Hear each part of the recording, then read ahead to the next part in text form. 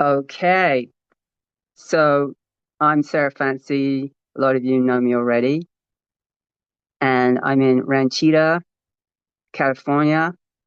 I'm originally from England, but I've spent most of my life in the US, um, specifically California.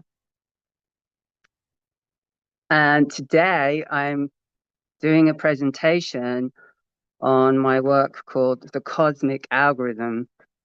I did write a book last year about it. It's kind of like a manual. I'll say a little bit more about that later. So first of all, what is the cosmic algorithm?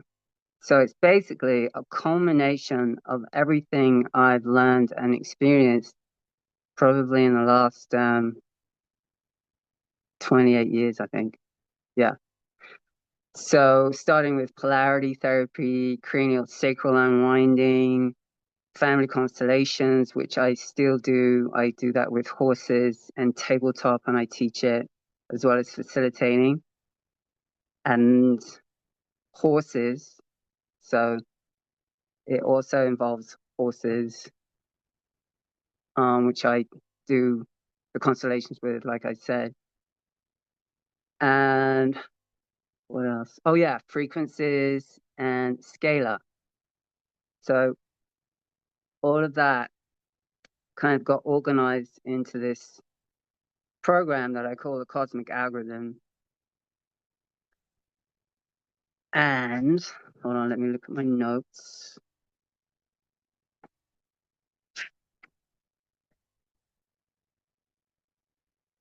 Okay, yeah. So about me, like I've been on a healing journey, I think forever and ever and ever, like probably like a lot of you have.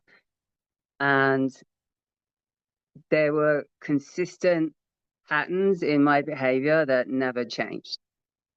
And then when I applied the principles in the cosmic algorithm, they changed, like for good. And I was like, this is this is something. Because it was at a structural level. Whereas the healing that I've done and I teach kind of will uh, pinpoint something like maybe inherited trauma or birth trauma, but then things might improve, but then there still might be underlying behavioral patterns that are consistent, right?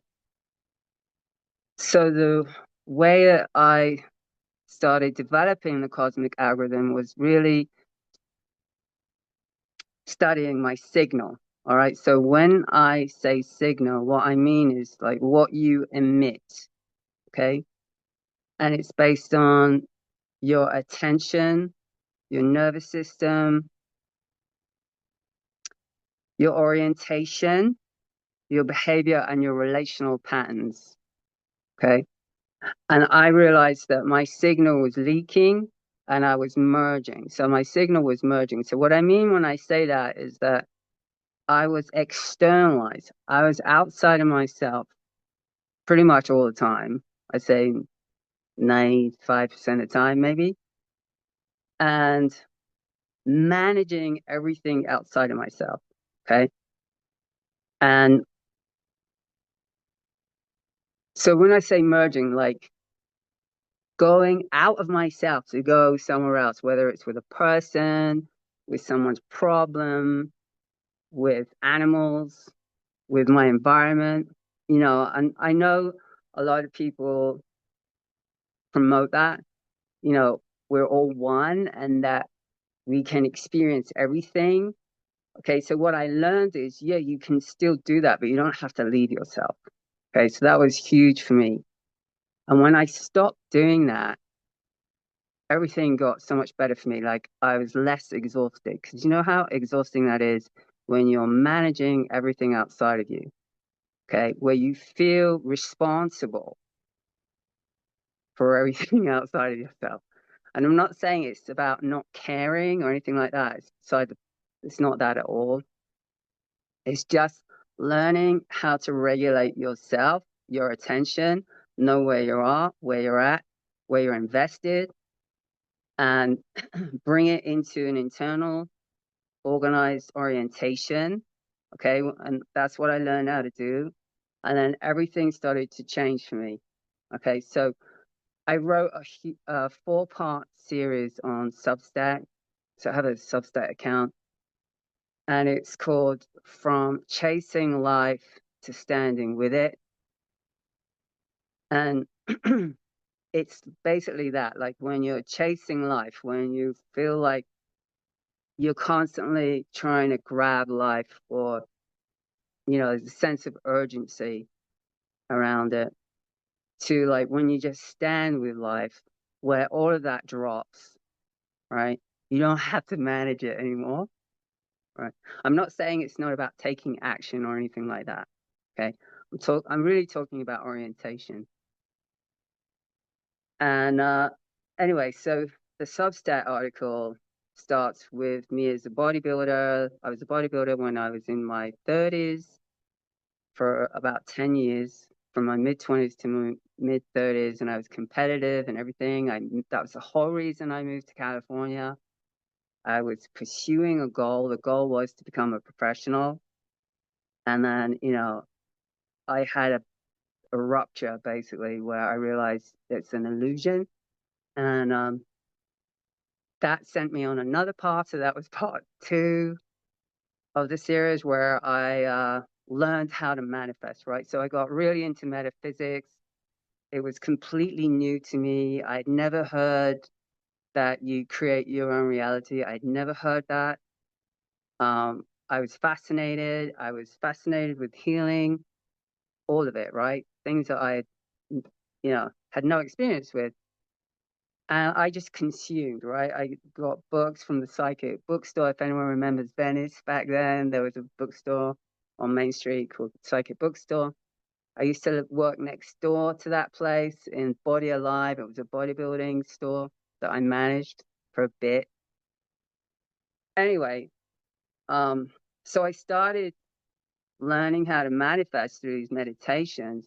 But what I found was, yeah, I got what I wanted, but then a whole other stuff, a whole load of other things happened, which was really detrimental. Let's say that. Like, it's kind of like when you have, a wish with a genie, right? And the genie gives you 3 wishes. There's always a consequence, an unforeseen consequence of what you're asking for, right? And so even though I was getting what I wanted, right, but it wasn't in the way that I imagined, it made me start questioning, like, why? Like, why does this happen? What am I doing that is making that happen? Like, I didn't write that in my meditation about what I wanted, right? So that goes into part 3, where I manifested the love of my life, okay? And he really was. But that didn't go as planned. And and there's other things in my life. Anyway, so I write all about that. That's the chasing, wanting something, wanting to be a professional bodybuilder, wanting to have lots of money, wanting to live wherever I like, where, completely out of my, uh, you know, completely out of my league. Let's say that, right? Um, 2, like starting to understand why things happen in the way they do. Why do things happen? Has a lot to do with signal. Has almost everything to do with signal. Like what your signal is broadcasting. Okay. It's basically what you're going to get. And obviously in there is hidden elements, because it's not all conscious. Okay? There's a whole unconscious aspect of that. And what I found was that I could figure out my signal based on patterns. So just that example that I just gave you around manifesting, Well, first of all, when you're manifesting, right, you're coming from a lack. You're basically saying, I don't have this and I want it, right? So that's coded in your signal, okay?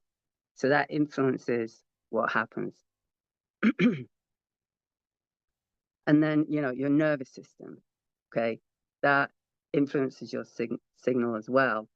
And then another thing that I realized about myself was that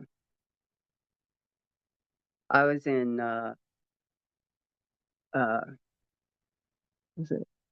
Yeah, parasympathetic. Yeah, parasympathetic when you're on overdrive, right?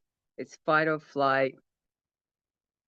So I realized that I was in low grade parasympathetic pretty much all my life.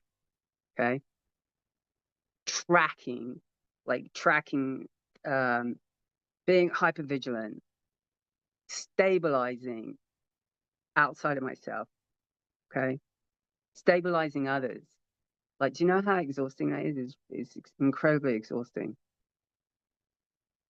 So, and then with that comes like intensities, right? So if you do choose to read my Substack, you'll see how intense it was for me.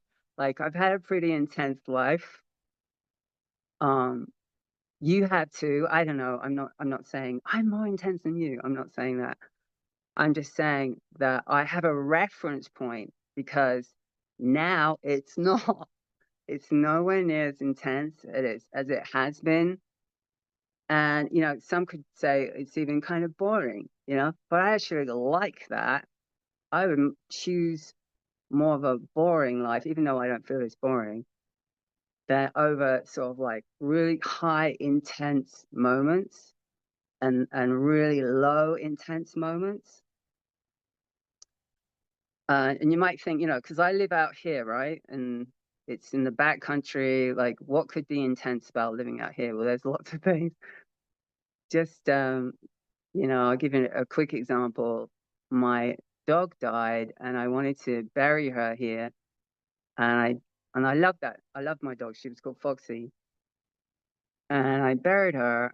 And then about a month later, she got dug up by coyotes, and she was just everywhere, like torn up, and she smelled really bad, right? And I had to deal with that by myself. And see her little face, and her legs over there, and her tail's there, and the smell was just brutal. And like that to me, that was very intense. That was maybe 2 or 3 years ago. So even what I'm saying is like even out here, I can have, I did have intense experiences. So the bottom line is now it's really kind of calmed down. Like I've calmed down, my experiences have calmed down, my nervous system's calmed down, I'm regulated. I know how to regulate myself. Okay. So this was all through learning about cosmic algorithm and how things works, how things work. So that was my original inquiry. Like, how does it work? Like, how does life work? Outside of religion, outside of um, what I've been told, okay, especially in the New Age thing. Um, and the entryway into cosmic algorithm starts with sovereignty. Okay. So I'm going to talk about sovereignty. What do I mean when I say that? What I mean is you owning your own authority, right? Like not outsourcing your authority to anyone else or anything. Like, let's say like political ideologies, spiritual ideologies, identity-based ideologies. So what I mean when I say that, like when someone's basically running their signal through an identity, okay, which could be the black sheep, let's just give an example, or a starseed, or a healer, right? And I'm not saying that's bad or anything like that. I'm just saying that when that becomes the drive, that when that becomes the element that is running you, right? As opposed to you consciously relating to it. Okay. Then you're basically you're on a borrowed signal, and then your own signal's weak, right? So a lot of times I have people come see me, and I'd say 50% of the time it's like I wanna be my authentic self. Like I wanna know myself. I wanna, you know, live my life authentically, right? Because part of them realizes that they're not. Okay. And that's to do with their signal. That's to do with them running off someone else's signal. And that could be their parents, that could be their ancestry, their culture, it could be an ideology, like I just said, like an identification of like, I'm Republican or I'm Democrat, you know, or I only relate with certain types of people, right? Because it becomes really narrow. And that's what I'm saying. When it's running you, okay, so the question to ask is who's driving the car? Who's driving my car? Who do I give the keys to? Okay. It also is to do with addictions and obsessions. Okay, so addictions, all you all know about the types of addictions. There's porn, there's alcohol, there's drugs, there's power, there's money, right? Anything that takes you over, that starts running you, where your attention is funneled into that. So I'll give you a little example. When I was living in Topanga, it was years ago, I used to drink red organic wine, and there was a store on the way home that sold it. And then it was like, 15 minutes to my place. And I'd drive by, I'd be coming up the hill and like, should I get a bottle of wine? Should I not get a bottle of wine?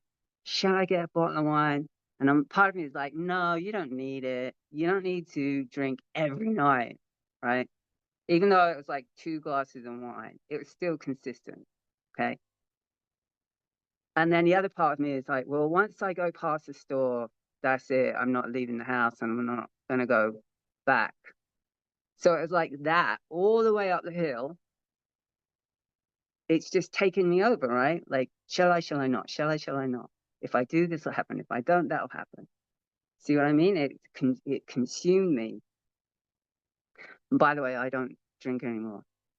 So I don't have that either.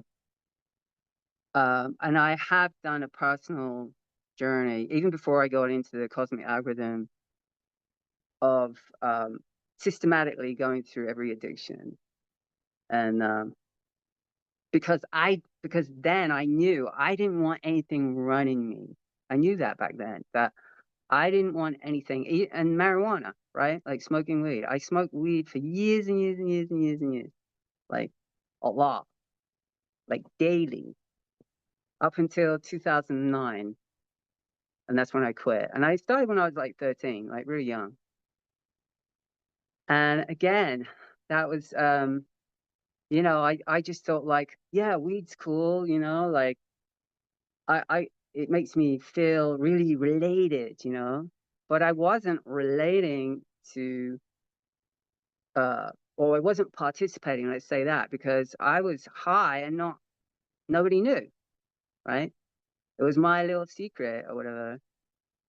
And it really hindered my progression, let's say that. Because when I stopped, like things changed a lot for me. I started my own business. I went more out into the world and I had more confidence and things like that.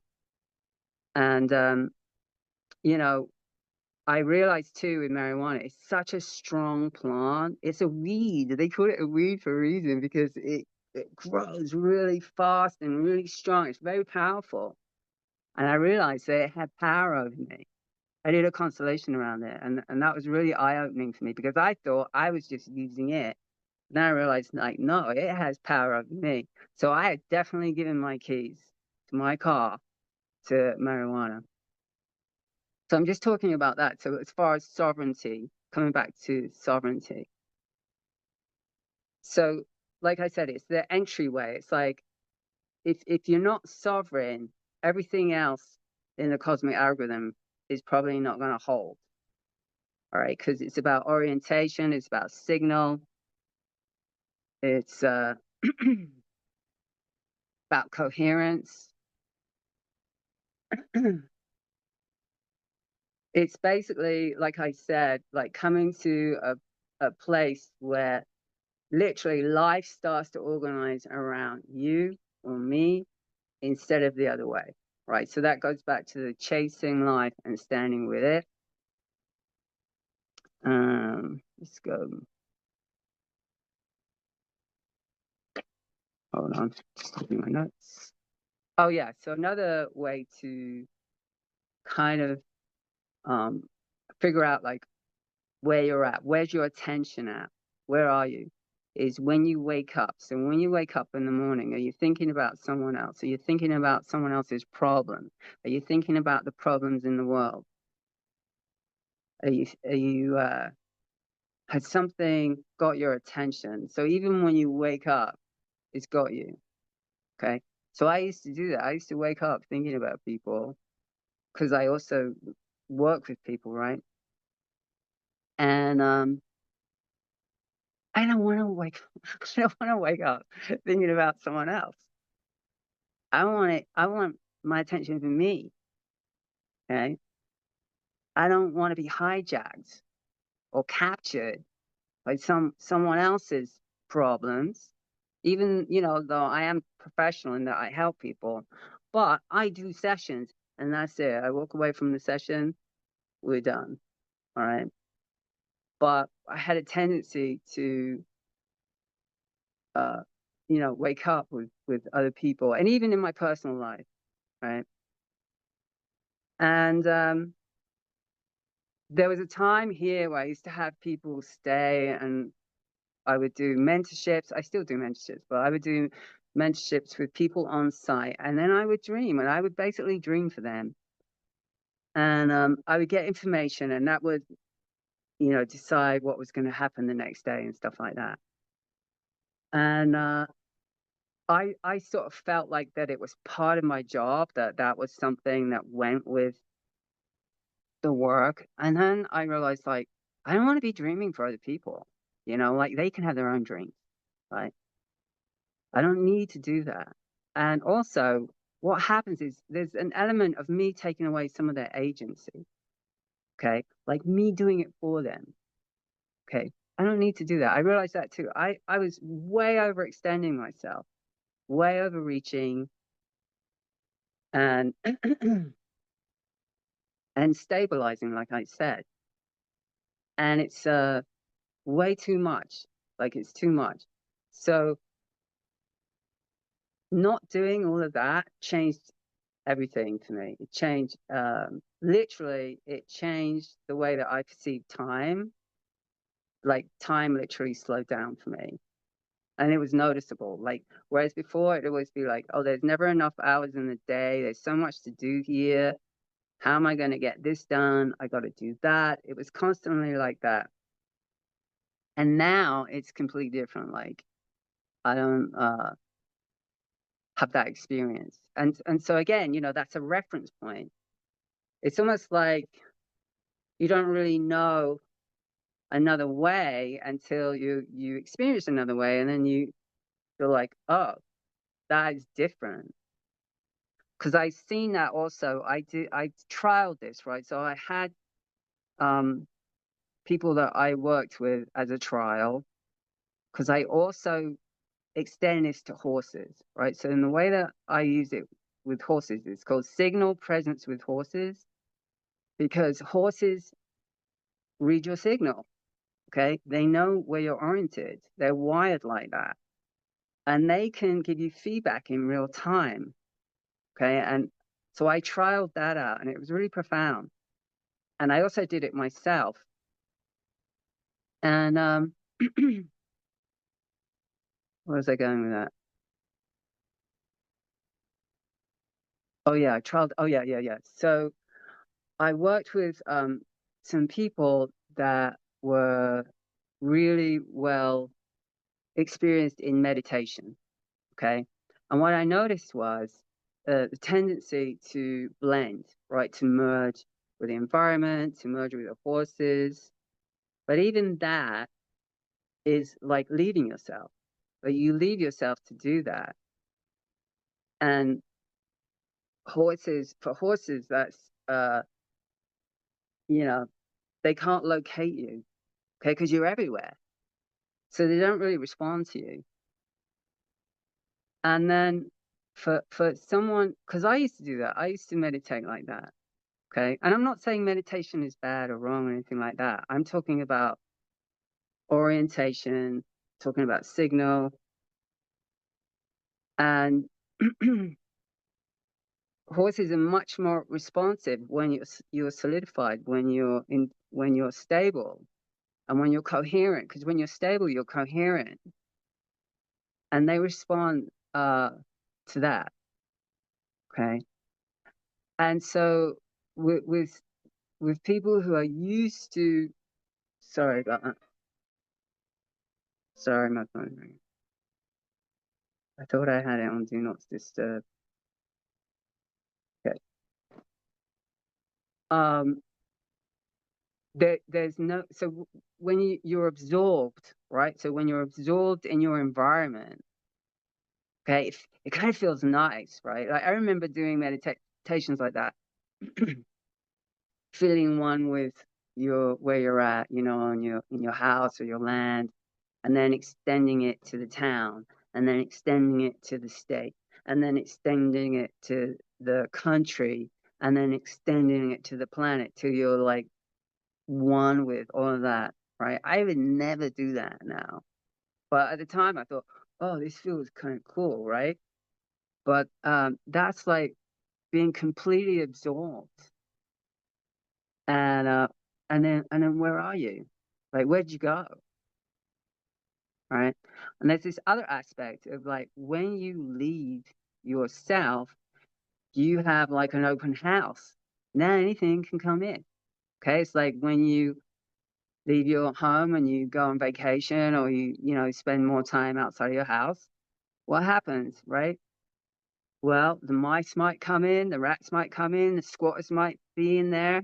You know, you're leaving it open for anything else to come in.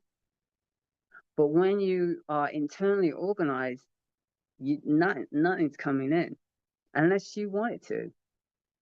All right. And so consequently,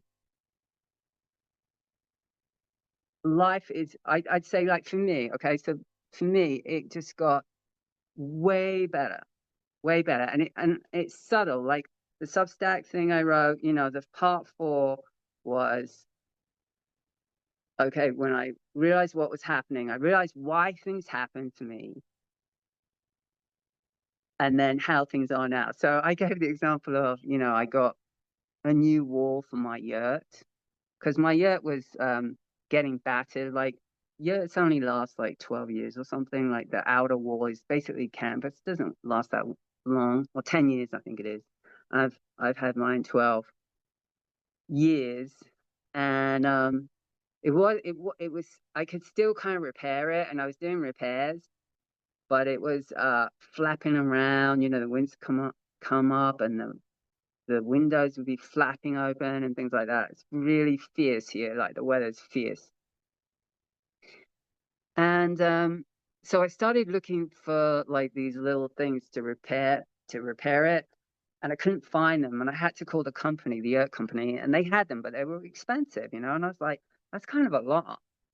And then I just said, how much is a yurt wall? And they said, well, actually, we've got a sale going on right now, and we've got $500 off if you order a wall. I'm like, okay. So I just ordered it, and I just thought I'm going to put it on my credit card. You know, I just did it, and the whole thing was seamless. I mean, putting a yurt wall up is not not easy, right? Especially out here where it's limited of who you're going to hire. Like, there's nobody out here. Very few people, let's say that. But anyway, the whole point was I got it done in 2 weeks. Like they delivered really fast. I got two guys to help me. It was really reasonable. They had scaffolding. They had all the tools. Um, I got it done in within 2 weeks, and I got a brand. It's like having a brand new yurt. So whereas before, like I used to make decisions because it was catastrophic, like the whole wall maybe have like torn up and fallen down, and my yurt's completely exposed. Right, that's probably when I would have done it. But this time around, it was kind of calm, and it was just like I was able to see opportunities without the noise. Right, so that was a big difference too. Okay, because it's all there anyway. Everything's there anyway, but it's just like your perception and what you're focused on and what you can see.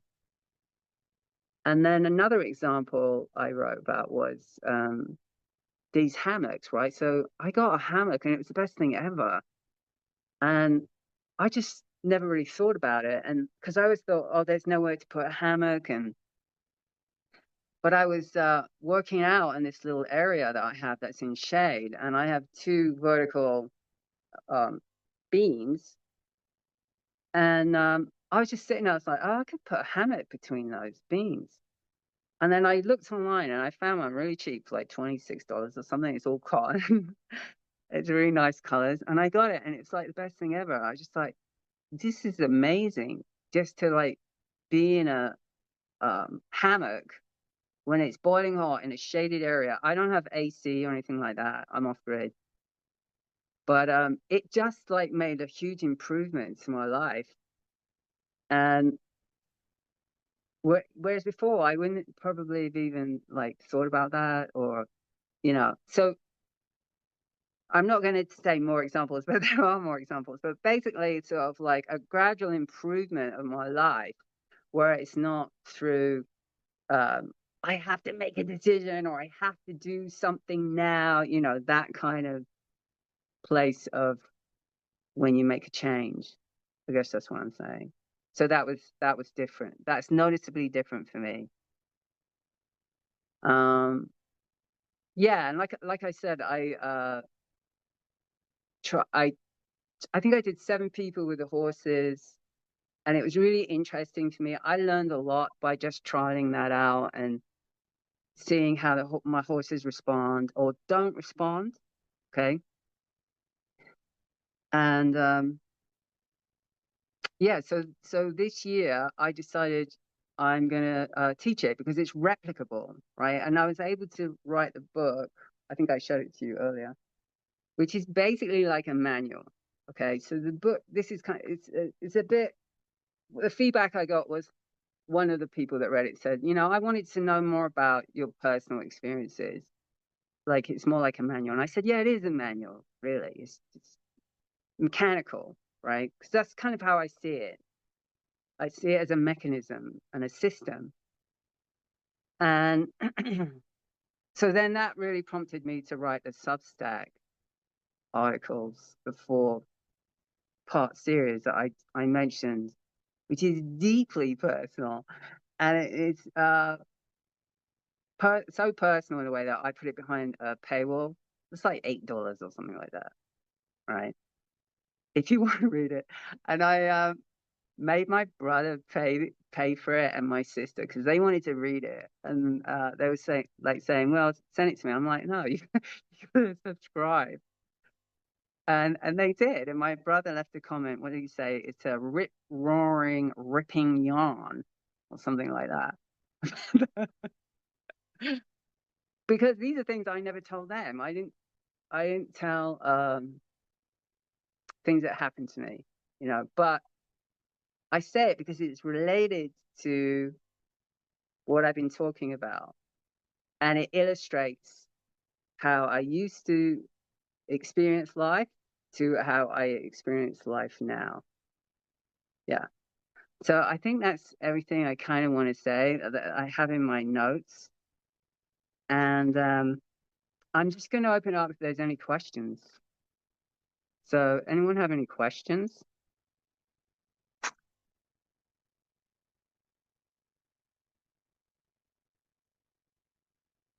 No. Yeah, go on, Tony. Take your mute off. I was just letting everybody go first. Of course, I have a question. Um, yeah, so I'm just a little curious, Sarah. When you're talking about sovereignty and identity-based activities, whether it's obsession or whether it's any sort of thing that you're emotionally invested in with regard to identity, if I understand correctly. Um, but as with ego, surely that's something that there must be some sort of balance because we must have some sort of our own identity, of course. So there must Yeah, be some sort of balancing act to you don't want to cancel yourself, right? no, no. Okay, is that the question? Yeah, that's the question is so the balance in between how do you come to that equilibrium? How do you come to that balance in between where so sorting out everything. So if you look at obvious ones for obsessions or whatever it is, it's very easy to see, but qu quite often life's not so black and white, you can say. So there must be some sorting out of yeah the voices in your head or the emotions that you feel about different things. And so there must be a crossover point, or I think in the States they say a tipping point where you're moving away from identity-based activities that you was talking about, obsession, because a lot of them are part of life as anyway, aren't they? Yeah, yeah. Right. Okay. Okay, yeah, that's a great question. Um, so when I talk about I didn't even use the word ego. Did you hear? I never So used that word, for me, it's right? the same as identity, Yeah. essentially. Yeah, so I'm not bashing ego. I'm not bashing. I'm not an ego basher. I'm not going to bash your ego at all. Like, if anything, I say, ego is a positive thing, right? Um, what I mean is, I'll give you an example. All right, so I used to do astrology. Like, when I found out I'm an Aquarius and I have 6 planets in Aquarius and I'm called an Aquastel. All right, so that's what they call us. Who was born 2 weeks in that period. Okay. And I joined a Facebook group of the Aquastels, and it's all like, well, what's your moon in? If you've got 6 planets in Aquarius, like, what's your moon in? And there was even people with their moon in Aquarius. Oh my God, you got 7 planets in Aquarius, right? And for a while, I used to kind of present myself as an Aquastel for a short period, right? And then with astrology, it would like limit me in like, well, they're a water sign or they're an earth sign. Um, Even in my work, if I had was opening up to an intern or someone or was hiring someone, I'd want to know their sign so I could determine how we were going to relate, right? If we were going to get along and things like that, right? And even in the romantic world, right? Like, I'm not even gonna like pay attention to a Capricorn. Things like that, right? I'm not even gonna even give a Capricorn a chance because I've already determined, like, I'm an air sign, and air signs are not very compatible with earth signs, right? And it was simplistic, like going off sun signs. But my whole point is, I was identifying through that, right? Through astrology, through my astrological identity, and I don't do that now at all. Like, I don't even do astrology. I pay very little attention to it because it limits me. It's not who I am. That's the whole thing. It's not who I am, right? It's just a label. Okay. I'm not saying astrology doesn't have value, but the point I'm trying to make, Tony, is that when it dictates behavior, when it's running me, when I've given my keys over to that identity, right? As opposed to me like relating consciously to the identity. I can, that's the difference. Do you get it? Yes, I understand. I did understand what you meant. I was just I still am curious about the yeah, because it's not a grey area, but if sovereignty, as you said yourself, is the main foundation. Without it, nothing else works. So if that's a major part of sovereignty, then I wanted to understand it correctly. Thank you. Yeah, yeah, you're welcome. And I'm not saying nothing else works. It's just like not gonna stick as well, right? Hmm. Everything downstream from that. Like, okay, so people who I don't know if I don't want to offend anyone who's here, but I'm just saying if you have a guru, it's probably not for you. Cosmic algorithm probably not for you, right? Because your signal is ran through the guru, running through you're running the guru's signal, basically. All right, because there's you know, like for instance, when I said earlier about we're all one, we've heard that, right? I hear that a lot. We're all one. I don't want to be all one. I don't want to be all one. I want to be me. I want to have a boundary. I want to have boundaries. Okay. Having boundaries is healthy. Another thing, you know, unconditional love. Like I talk about that in the book.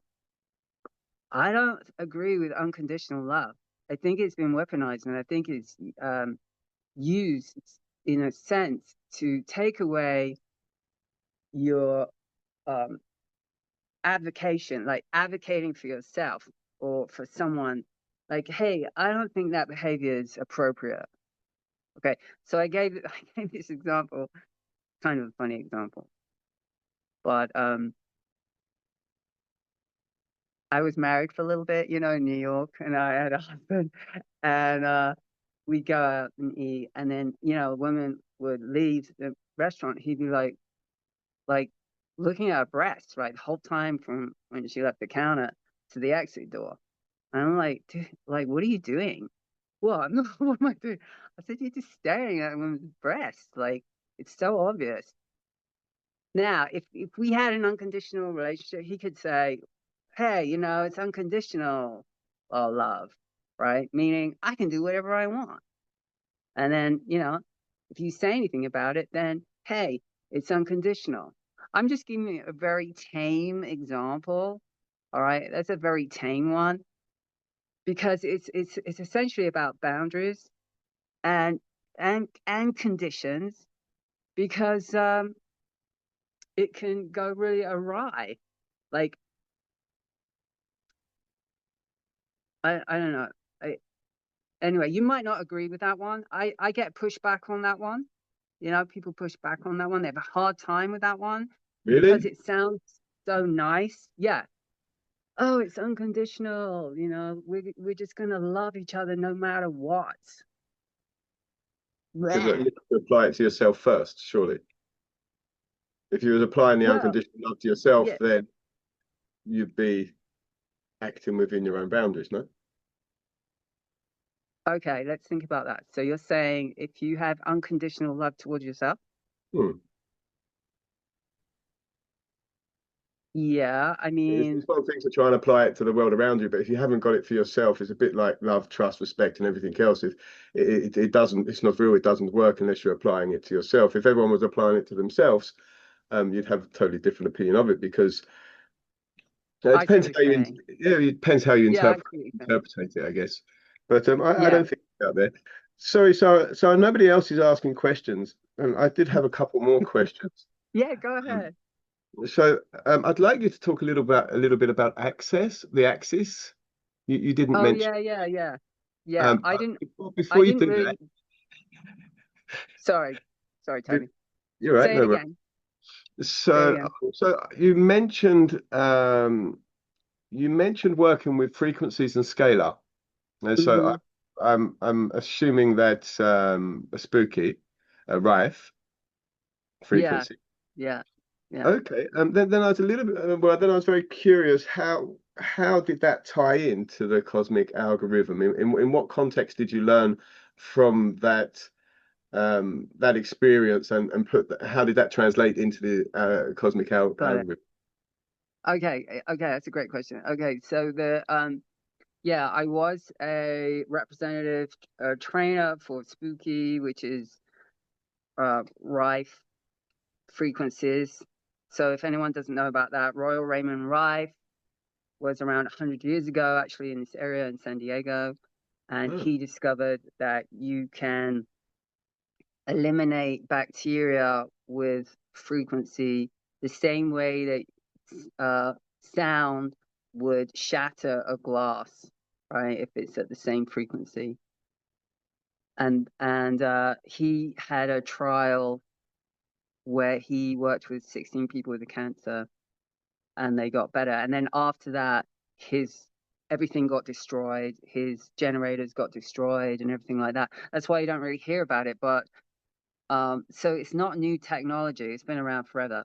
But the whole point of that and how that really came into the cosmic algorithm for me and my understanding is that everything can be reduced to a number. Okay. So basically everything is frequency, like everything. And frequencies can be reduced to a number or numbers. Okay. So that, to me, that's an algorithm. That feels like an algorithm to me, or algorithmic. Okay. And then as far as the scalar, because Spooky also sold, they make scalar machines, and I have one, and I love it, right? And I had to do webinars and training webinars on it, so I had to learn about scalar fields and things like that, right? And I didn't quite understand it, and I remember researching it, and just swimming in all this, and I still didn't quite get it, but now I get it. So I'd say that was 4 years ago, I think. So now I have much better understanding of it, and that we can create our own scalar fields. And in the second part of the cosmic algorithm, right? Because I'm just explaining to you the basics of what I went through in the beginning. And once you understand about sovereignty, signal, orientation, and coherence, once you understand that and you can practice that, then you can move on, which I did, to basically generating a scalar field within your body. Okay. And that's when you're generating coherence. Okay. And that's when things really start to organize around you and things like that. Oh wow, that's cool. Do you have a spooky program for that?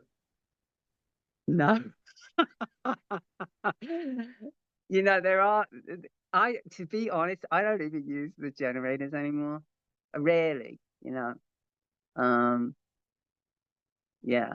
I use them for my horses sometimes. Like I do a cleanse for them and stuff like that, remote, right? So for anyone who doesn't know, that's done remotely. You get a piece of DNA, you put it in the generator's remote box, and then it's quantum entanglement, right? So a little piece of you relates to the bigger part of you, and then you can receive the frequency that is through the database in the computer. There's 60,000 frequencies, and there's frequencies for everything. I mean, there's DMT in there, there's cocaine, there's coffee, there's emotions, there's essential oils. I mean, there's got everything in there.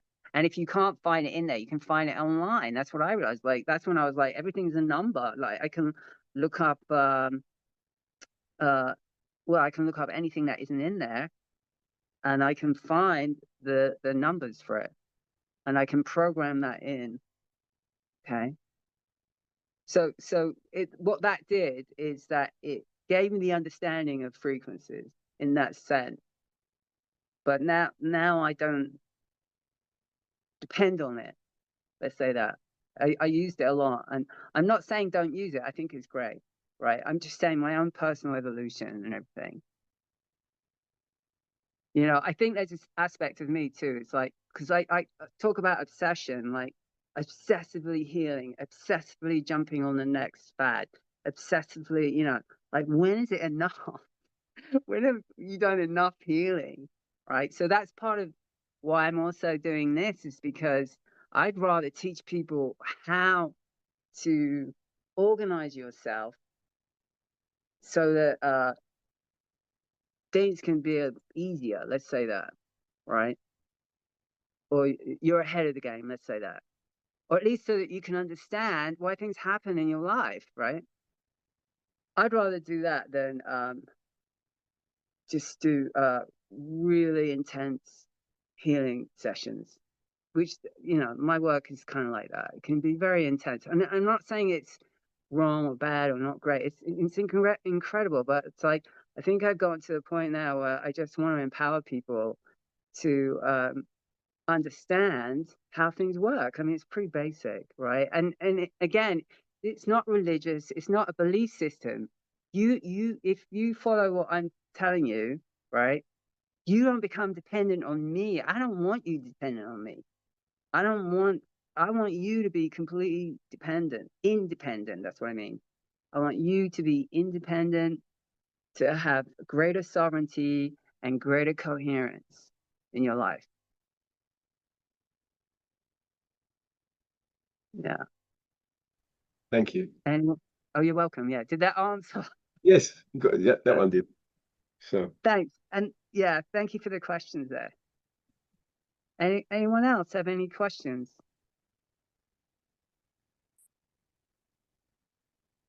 No. Okay. Oh yeah, there's a chat here. Let me see in the chat. Uh, oh, that's Myra. So she says she's leaving. I'm gonna go a few more minutes. It's got 5 minutes. I was gonna go to 11. So so I'll talk about what I'm offering. So in July, I'm offering a 5-week cosmic algorithm course, and it's basically um, set up like the book, and then I go through each principle, and then I give like exercises that you can do and things like that. And that starts July 11th, and it's online, and they're 90 minutes. So each class, I think it's on a Saturday morning. I'm pretty sure from 10 a.m. Pacific Standard Time to 11:30. And then in October, I have the on-site signal presence with horses, which is what I told you about earlier, where you can experience in real time in a living field with horses, like your signal. Like they give you immediate feedback. Okay. And that program isn't like me doing any healing or anything like that or any processing. It's basically taking people, um, sorry, not facilitating. It's like having people go in with the horses by themselves and noticing. That's the whole thing. Like, because the first thing you need to do is like, where are you? Right? Where's your attention? Like I talked about that earlier. Like once you start tracking where I am, where are you? And then you can come back to yourself. And Tony mentioned that. I didn't even go into that, but it's a axis in your body. That would be where you want to be. That would be, it's a vertical line in your body. And that's where, so basically like centered, right? Like a lot of things say that. When I was doing polarity therapy, it was always like center yourself. And in cranial sacral, it's like, your fulcrum, which is your center, be in your fulcrum. But then, when it's done, there was, okay, you're out of it now, But the cosmic algorithm is about like being there all the time, like home base. That's home base. And learning to be there all the time, right? That's when everything starts changing. and does that have any relevance or association with the sacral unwinding that you were speaking about before? Yeah, what's the cranial sacral connection? Well, that the cranial sacral is more to do with the second part that I was talking about Okay, so with the standing wave, the scalar, the all still right. point. Because in Mhm. cranial there's still points, Right. and I was that's just more. curious because of the direction of the fluid, and I wondered if it was the same Oh direction. yeah, you're talking about axis. Yeah, yeah.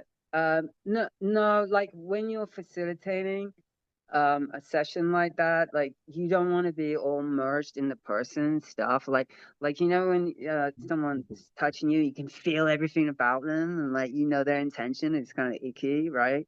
Like Mhm. it creates neutrality so that Okay. you're not bleeding out into someone else's space, right? Mhm. I when you're understand that.